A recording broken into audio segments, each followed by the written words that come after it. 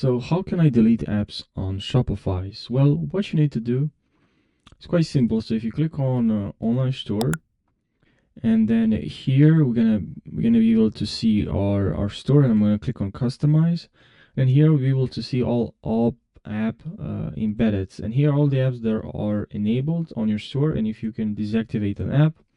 Now if you want to uninstall an app,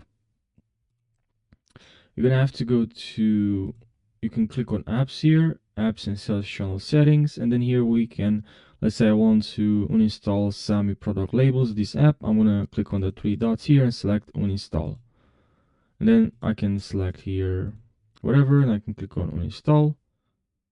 Now we just wait a couple of seconds and we see here uninstalled apps and installed and uninstalled. You can all, it's quite helpful to see all the apps that you used in the past.